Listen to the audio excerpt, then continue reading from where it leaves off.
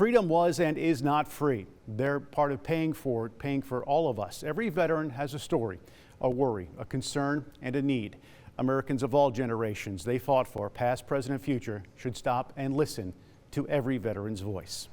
Bill Buford fought for the ATF, fighting crime in Arkansas and around the country. First, he fought in the jungles of Vietnam. His mission, live up to a family tradition of service. I decided that the Vietnam War was going to get over with and I'd miss out on it. Bill Buford didn't miss out and made good on a long-standing tradition. My whole family has been in the military and in World War I and II and Korea, and I didn't want to let the legacy down, I guess. Not only did he not let the legacy down, he leveled up. Paratrooper school, Special Forces, the Green Berets. Good outfit, good people, good leadership. His combat team was made up of 6 Americans and 6 Australians in a jungle full of the enemy. One jumped up and fired his weapon at Bill. He still has the bullet from that gun. It misfired.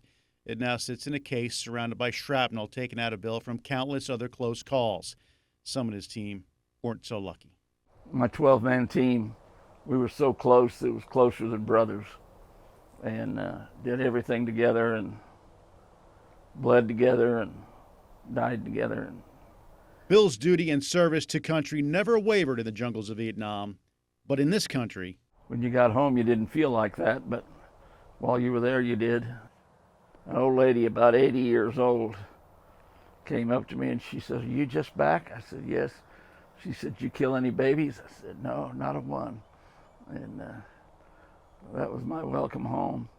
And it was that sentiment that led him and other Vietnam vets to deeply bury things that needed to be unpacked. I went back to school almost immediately at Kansas, and they had so many anti-war groups there.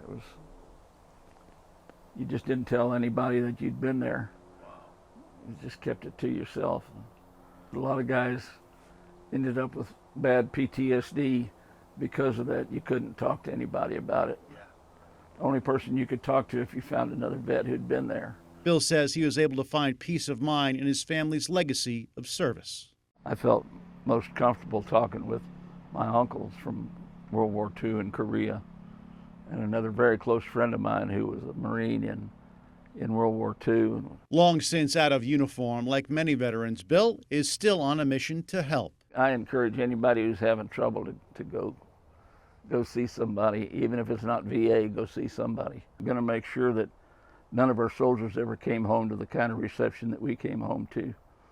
And I think we carried that off.